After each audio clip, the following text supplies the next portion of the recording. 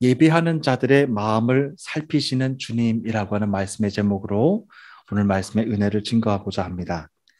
세상 사람들은 관심이 없지만 우리 믿음의 사람들은 매 순간마다 기억해야 될 것이 있습니다.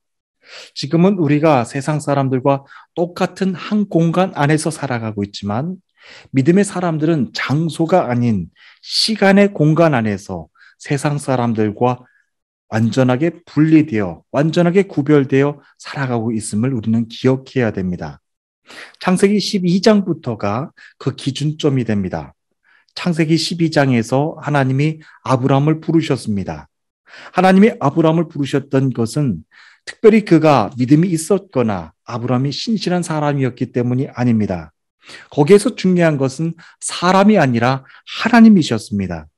하나님이 아브라함을 부르셔서 세상의 시간과 믿음의 시간을 구분짓는 기준점으로 삼으셨습니다. 그렇기 때문에 시간은 눈으로 볼 수 있는 것이 아니기 때문에 그래서 우리는 아브라함을 보고서 하나님이 세우신 그 기준점을 볼 수가 있습니다.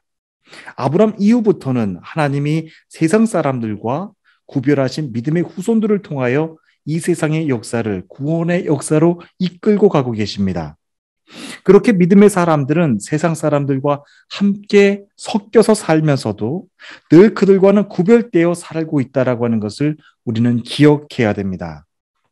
터키 여러 지방을 돌면서 터키인들의 생활을 소개시켜주는 우리나라의 다큐 프로그램이 있어서 아주 흥미롭게 본 것이 있습니다. 어느 작은 시골 마을이었는데요. 영상에서 대략 봐도 수백 마리, 아니 혹은 수천 마리 이상의 엄청난 양떼들이 있었습니다. 이 집, 저 집, 동네 전체 양떼들을 한 곳에 다 모아놓고 그것을 두 그룹으로 나누었습니다. 두 그룹으로 나누었다가 푸른 초원에 있는 한 곳으로 몰고 가서 동시에 그 두 그룹의 양떼들을 한 곳에 다 풀어놓았습니다. 제가 가만히 보니까 한 그룹의 양떼는 어미 양떼들이었고 또 한 그룹의 양떼는 새끼 양떼들이었습니다. 엄청나게 많은 양떼들, 두 그룹의 양떼들을 한 곳에 다 풀어놓았습니다. 이 두 그룹의 양떼들을 한 곳에 놓고 동시에 풀어놓았더니 그때부터 양들이 아주 흥미로운 모습을 보이기 시작했습니다. 수백 마리, 아니 좋게 수천 마리 이상의 양떼들이 겉으로 봤을 때는 누가 어미이고 누가 새끼인지는 전혀 알 수 없겠는데 한 곳에 풀어놓은 그 수백 마리, 수천 마리 양떼들이 정확하게 자기 어미 양을 찾아가서 젖을 먹기 시작했습니다. 뭐 혹시 목동이 어미를 찾지 못하는 새끼 양이 있을까 봐서 어미와 새끼 양의 색깔을 똑같은 색깔로 구분하여 부분 염색을 다 색칠해 나왔습니다. 그런데 너무 신기한 겁니다.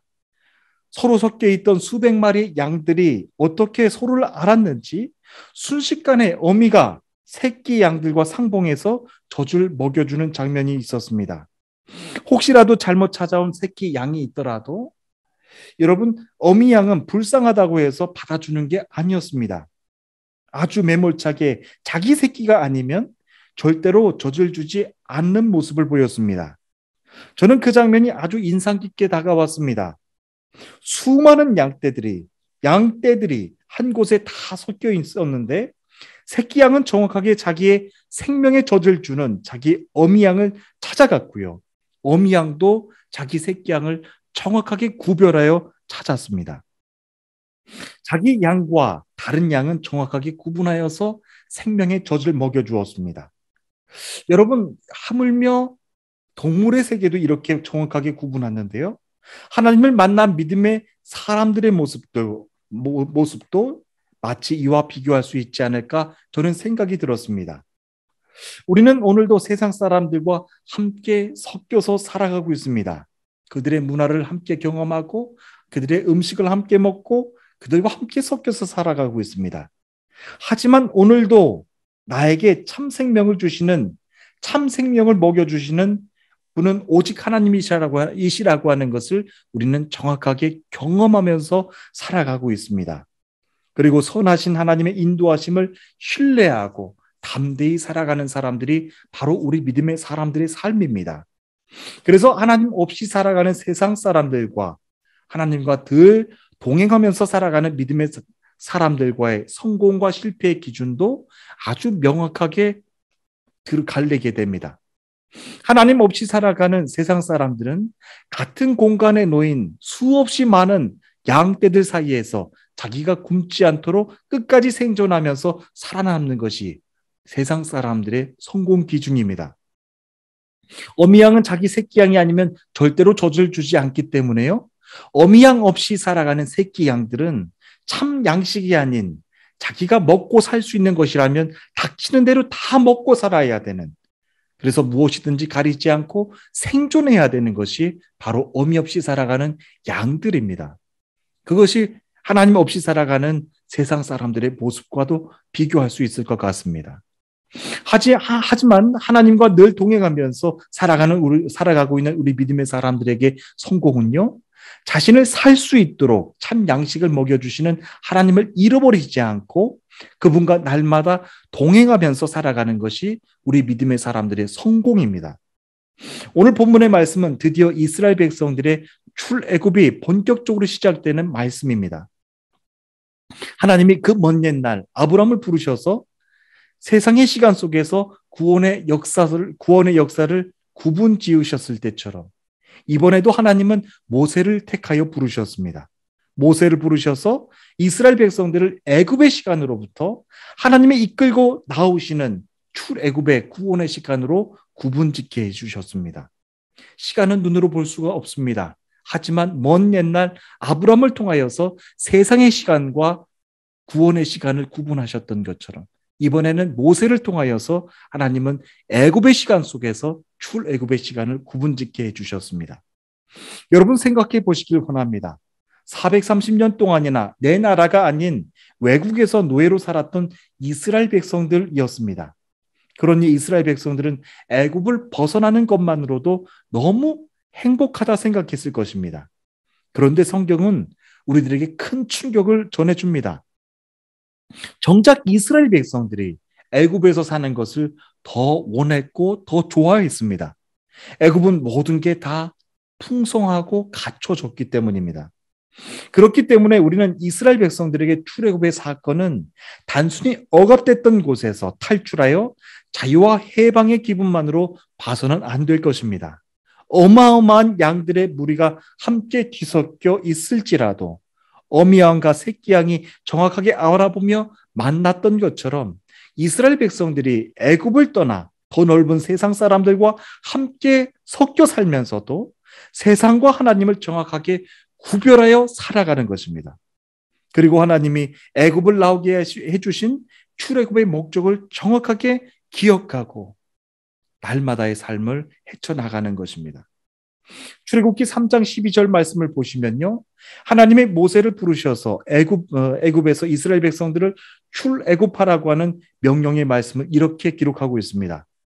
하나님이 이르시되 내가 반드시 너와 함께 있으리라. 내가 너와 반드시 함께 있으리라. 내가 그 백성을 애굽에서 인도하여 낸 후에 너희가 이 산에서 하나님을 섬기리니 이것이 내가 너를 보낸 증거니라 라고 말씀하고 있습니다. 그래서 여기서 우리는 하나님을 섬긴다라고 하는 말에 집중해야 되는데요. 이스라엘 백성들이 하나님께 섬긴다라고 하는 말씀은 하나님을 예배드리게 된다라고 하는 말씀입니다. 하나님이 모세에게 이스라엘 백성들을 출애굽하라고 하신 목적도 그들에게서 예배를 받기 원하셨기 때문이었다라고 하는 것을 우리는 알아야 됩니다. 많은 사람들이 이 부분에 대해서 참 많이 궁금해합니다. 무엇 때문에 세계 모든 민족들 중에서 하필이면 이스라엘 백성들일까 하는 질문을 놓지 못합니다. 왜 하필이면 이스라엘 백성들일까? 이스라엘 백성들을 하나님께서는 왜 예배받기를 원하셨던 것일까 하는 질문을 우리는 놓지 못합니다. 이 물음에 대한 질문의 답도요, 아주 분명하고 복잡하지가 않습니다. 하나님이 모세보다 훨씬 이전에 아브라함에게 약속하셨던 말씀이 있으셨습니다. 창세기 15장 13절 14절 말씀입니다. 여호와께서 아브라함에게 이르시되 너는 반드시 알라 내 자손이 이방에서 객이 되어 그들을 섬기겠고 그들은 400년 동안 내 자손을 괴롭히리니 그들이 섬기는 나라를 내가 징벌할지며 그 후에 내 자손이 큰 재물을 이끌고 나오리라 라고 약속하셨습니다. 여러분, 출애굽의 목적은 이스라엘 백성들이 애굽을 나와서 하나님을 섬기기 위함이었습니다. 하나님을 섬기는 데 있다고 말씀하셨습니다. 하지만 그 이전에 우리가 기억해야 될 것이 있습니다. 하나님께서 아브라함에게 직접 하셨던 말씀입니다. 내 자손이 이방에게 객이 되어 그들을 섬기겠고 라고 하는 말씀입니다. 출애굽이 참 자유와 해방만 우리가 생각한다면 참 좋았을 법했는데 하나님은 먼저 아브라함에게 이와 같은 예언의 말씀을 하셨습니다. 내 자손이 이방에서 객이 되고 그들을 섬기겠고 라고 하는 말씀입니다. 여기에서도 하나님은 이스라엘 백성들이 이방에서 객이 되고 그들을 섬긴다라고 하는 말씀, 그것을 예언으로 하셨는데요. 이 말씀의 뜻은 이방 사람들이 섬기는 우상들을 이스라엘 백성들도 함께 섬기며 예배하게 된다라고 하는 예언의 말씀입니다. 이스라엘 백성들이 400년 동안 묶였던 애굽을 나오는 것 자체는 아주 드라마틱한 해방의 사건입니다. 그러나 더 중요한 것, 저와 여러분들이 주목해야 될 것이 있습니다. 그것은 이스라엘 백성들이 애굽에서 탈출해서 나오는 것만 가지고는 해방이 다 완성되지 않았다는 것입니다. 하나님이 모세에게 말씀하셨던 출애굽의 목적은 단지 애굽을 탈출해서 큰 재산을 가지고 나오는 것 자체에 있지 않았습니다. 자본주의가 전부인 것처럼, 자본주의가 최고인 것처럼 물질 맞는 시대로 우리는 살아가고 있습니다. 지금 이 시대에 살아가는 우리들에게 만약 출애굽에서 가장 주목이 되고 가장 갖고 싶어하는 것이 무엇이냐고 물어본다고 한다면 애굽을 탈출해서 큰 재산을 가지고 나왔다라고 하는 이 말에 가장 귀가 솔깃할지 모르겠습니다. 여러분, 노예 땅에서 큰 재산을 가지고 나오는 거예요. 얼마나 흥분이 됩니까? 얼마나 흥분이 되고 얼마나 기대가 많이 될까요? 물질이 가장 좋은 시대 가운데서 살아가는데. 그런데 여러분, 믿음의 사람들에게는 큰 재산의 눈이 우리가 띄어서는 안 됩니다. 그것보다 더 중요한 말씀, 너희가 이방에서 객이 되겠고 그들을 섬길 것이다 라고 하는 말씀입니다. 그래서 여러분들과 함께 기억하길 원합니다. 하나님이 이스라엘 백성들을 출애굽하게 하신 온전한 목적은 이 작은 이스라엘 백성들에게 예배받기 원하셨다라고 하는 거예요. 이제 그들을 섬겼던, 그들의 우상을 섬겼던 것으로부터 너희가 이제 완전하게 하나님께로 돌아와 하나님을 예배하는 백성이 되기를 원하셨다라고 하는 것입니다. 그러므로 이스라엘 백성들에게 출애굽이 완성되기 위해서는 단순히 자유와 해방이 있는 것으로 족하는 것이 아니라 지난 400년 동안 잃어버렸던 하나님과의 관계 속 안으로 들어가야 되는 것입니다. 그것이 바로 예배 안으로 들어가야 되는 것이죠. 예레미야 24장 7절의 말씀입니다.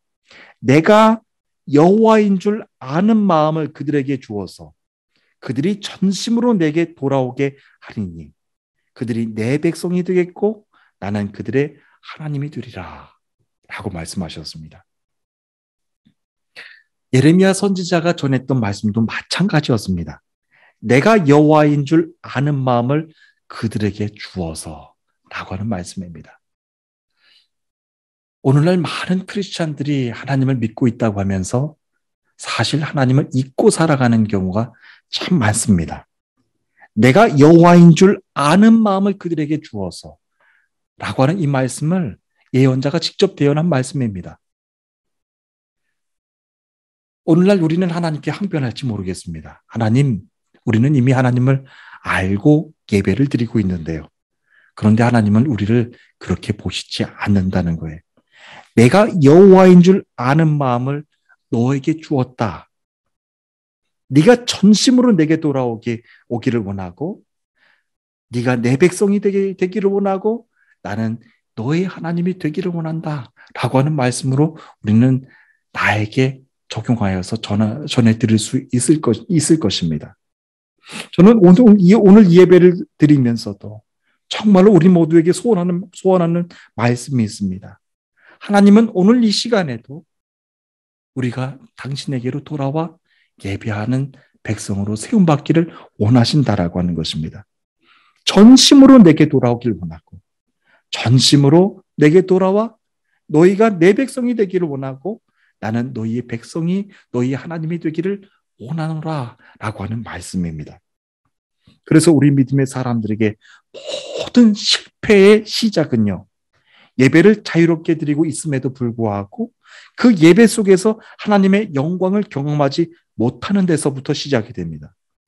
그래서 믿음의 사람들의 삶의 목적은 우리가 터키에 살든 아니면 한국에 살든 아니면 영국에서 살든 우리를 자유케 해주시는 하나님을 온전히 예배할 때 하나님의 영광을 경험하는 것이 우리들의 가장 중요한 목적이 되어야 된다라고 하는 겁니다. 하나님을 예배하는 가운데 그분의 영광을 경험하는 것이죠. 하나님을 예배하다라고 하는 히브리어 단어가 무엇인지 찾아봤는데요. 여러분 정말 흥미롭게도 터키어에서는 농담하다라고 하는 말의 그 발음과 똑같습니다. 샤카라고 하는 말입니다. 히브리어에서 샤카라고 하는 말은 절하다, 섬기다, 예배하다라고 하는 뜻입니다. 터키 문화 속에서도 보면 여러분들이 이미 알고 계신 것이 있습니다. 절하다라고 하는 뜻은 왕이 보좌에 앉아 있고 신하가 왕 앞으로 나와서 손이나 발등상에 입맞춤을 한다라고 하는 뜻인데요. 저는 지금도 터키 한국 참전용사 우리 어르신들을 뵙고 인사를 드릴 때마다 그렇게 허리를 숙이고 어르신들의 손에 입맞춤을 해드리고 극존칭을 해드리는 마음을 표현해드립니다. 그렇게 깊은 존경심을 나타내는 것이 바로 절하다라고 하는 말의 뜻입니다. 히브리어에서 그렇게 왕에게 존경을 보여드리는 단어가 바로 예배하는 단어라고 하는 뜻입니다. 요한복음 4장 23절에서는 하나님이 그렇게 영과 진리로 예배하는 자들을 찾으신다라고 말씀하십니다. 그래서 오늘 이 예배 가운데서도 하나님이 찾으시는 예배자가 여러분들이 되기를 원하고, 하나님이 찾으시는 예배자는 어떤 사람들인가라고 하는 말씀을 우리는 진중하게 귀담아 듣기를 원하는 것입니다. 하나님의 영광의 빛이 예배하는 자들 가운데 모두 임하게 되기를 원하고요. 지금 예배하고 계시는 모든 처소 위에 여호와를 합하여 하나님께서 임재해 주시어서 병든 자들은 치유케 해주시고 마음이 상한 자들은 다 회복되는 놀라운 역사가 나타나는 오늘 복된 예배가 되시기를 주님의 이름으로 축복하는 것입니다. 그렇다면 하나님이 찾으시는 예배자는 어떻게 예배를 드릴까요? 예배하는 사람에게 가장 중요한 것은 지금 예배하고 있는 그 자리에서 하나님을 만날 것이라고 하는 두려운 기대감을 가지고 나와야 됩니다. 왜냐하면 마태복음 18장 19절, 20절에서 예수님도 이렇게 약속해 주셨기 때문입니다. 진실로 다시 너희에게 이르노니 너희 중에 두 사람이 땅에서 합심하여 무엇이든지 구하면 하늘에 계신 내 아버지께서 그들을 위하여 이루게 하시리라. 두세 사람이 내 이름으로 모인 곳에는 나도 그들 중에 있느니라 라고 말씀하셨습니다. 여러분, 두세 사람이 모이는 곳에 예수님이 계셔야 되는 이유가 왜 필요할까요? 두세 사람이 내 이름으로 모이는 곳에서 그곳에서 예배가 시작되기 때문에 그렇습니다.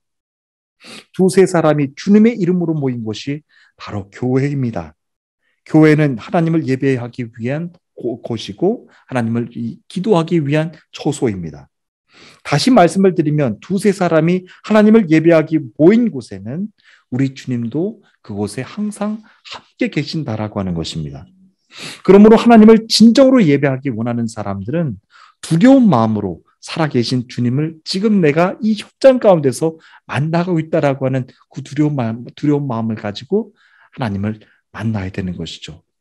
마가복음 5장에는 자신의 딸이 죽었다고 하면서 주님께 급한 마음으로 찾아와 주님 손만 얹어주시면 낫겠나이다.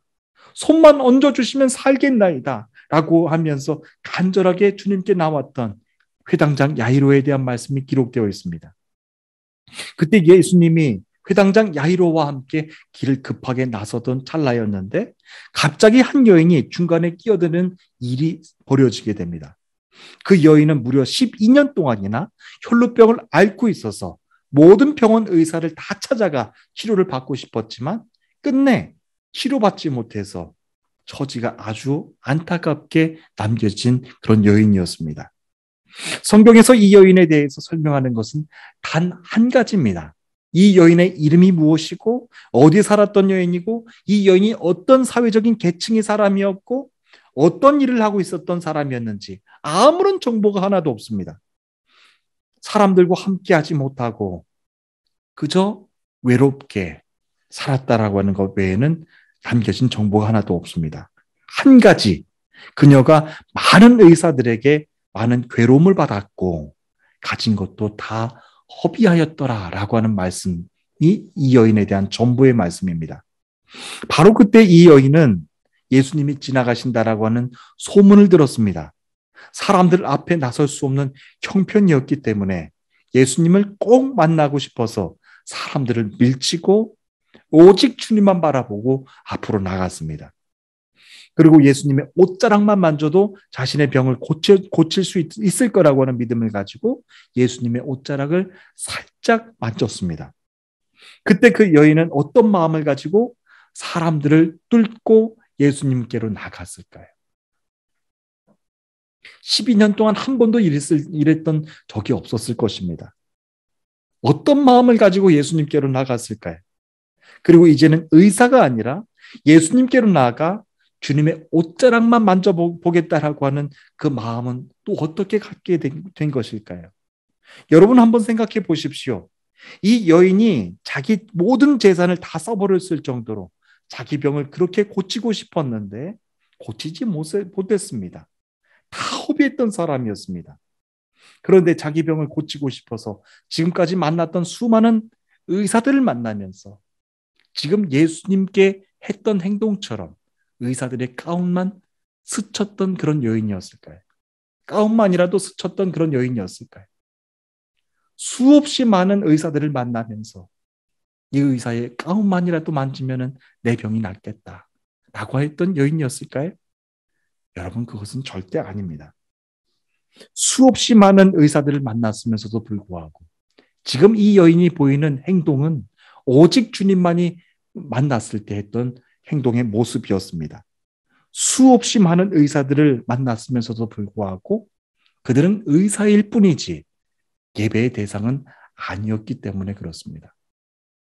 오늘 우리는 예배의 대상과 나를 고쳐줄 수 있는 대상, 의사와 같은 대상들을 우리는 혼돈할 때가 참 많습니다. 의사는 의사일 뿐이지. 그리고 사회적인 사람들은 사회적인 사람들일 뿐이지. 예배의 대상일 수는 없다라고 하는 것이죠. 그런데 가슴속에 우리는 손을 얹고 생각해 봐야 됩니다. 수없이 많은 사람들을 만나면서 우리는 나보다 더 강한 사람들을 만나면 예배의 대상을 삼기가 참 쉽다라고 하는 것입니다. 그를 신뢰하고 그를 경배하고 그를 예배합니다. 예배자와 나에게 필요를 줄 수 있는 사람과 구분하지 못하기 때문에 그런 것입니다. 그런데 이 여인은 예수님을 보자마자 이분은 나의 병을 치료해 주실 수 있는 분일 뿐만 아니라 나의 예배의 대상자이시구나 라고 하는 마음을 순간 이 여인은 갖게 된 것이죠. 그래서 예수님께로 곧장 달려가 예수님의 옷자락만이라도 만지고 싶었던 것입니다. 예수님께서 이 여인의 마음을 어떻게 헤아리고 계셨을까요? 오늘 말씀의 본문의 제목을 저는 이렇게 정했는데요. 예배하는 자들의 마음을 살피시는 주님이라고 하는 말씀의 제목으로 정했는데요. 예배는 참 귀하고 중요한 것입니다. 그러나 예배를 받으시는 예수님은요, 예배하는 자들의 마음을 살피신다라고 하는 거예요. 예수님께서 이르시되 성경은 이렇게 기록합니다. 딸아, 내 믿음이 너를 구원하였으니 평안히 가라. 내 병에서 놓여 건강할지어다 라고 말씀하셨습니다. 예수님은 이 여인을 가장 겸손한 마음으로 당신을 예배하는 딸로 보셨다라고 하는 것입니다. 이전에 전혀 관계가 없었던 여인이지 않습니까? 그런데 예수님이 딸이라고 표현을 했어요. 너무나도 놀라운 거예요. 우리는 매일같이 똑같은 본문을 읽고 그렇구나 라고 하는 마음을 갖고 있겠지만 여러분 전혀 알지 못했던 여인에게 딸이라고 표현을 하셨어요. 무엇 때문에 그렇게 말씀을 하셨던 것일까요? 이미 그녀의 마음속에 있었던 겸손한 마음, 가난한 마음을 가지고 예수님께로 나와 그렇게 겸손하게 옷자락을 만졌던 그녀의 모습이 마치 예배자의 모습과도 같았다라고 하는 것입니다. 예배받기 원하시는 분과 그리고 주님께로 나가 가장 겸손한 모습으로 예배하기 원하는 사람과의 관계가 마치 이와도 같다라고 하는 거예요. 그래서 우리는 하나님의 마음을 잘 헤아리고 예배를 드려야 됩니다. 예배는 참 딱딱하고 지루한 것이다. 그것이 아니에요. 예배는 우리가 처음 드린다고 해서 어색하고 낯설고 그런 것도 아닙니다. 하나님께 어떤 마음으로 나가느냐에 따라서 주님은 이미 오래전부터 나의 모든 상처와 아픔들을 다 알고 계시며 눈물들을 다 알고 계시는 가운데 예배 가운데 초청하는 거예요. 그리고 이미 너와 나와의 관계는 사랑하는 목자와 양의 관계로, 사랑하는 아버지와 딸의 관계로 그렇게 만져주시는 거예요. 여러분들에게 예배는 어떤 의미로 오늘 이 시간 다가오십니까? 주님께 정말로 가난한 마음으로 나가고 계십니까? 오늘 이 예배는 어쩌면 지난주에 드렸던 똑같은 예배로 우리는 서 있는지 모르겠습니다. 하지만 주님의 입장은 그렇지 않습니다. 정말 오늘 이 예배 가운데 가난한 마음을 가지고 나온 이들, 국률한 마음을 가지고 나온 성도들의 마음을 보시고 이미 사랑하는 딸아, 이미 사랑하는 내 아들아 라고 말하면서 예수님께서 그렇게 친근감으로 예배자들을 축복해 주신다라고 하는 거예요. 그리고 그들에게 가장 필요한 것을 채워주시고 그들을 풍성하게 인도해 주신다라고 하는 것입니다. 오늘 이 시간 육체 질병을 가지고 나온 우리 성도님이 계십니까? 주님이 여러분들에게 말씀하세요. 사랑하는 내 딸아, 사랑하는 내 아들아, 너의 병으로부터 치유받았다. 네가 완전히 그 병으로부터 자유할지어다. 사랑하는 내 아들아, 무엇을 걱정하느냐?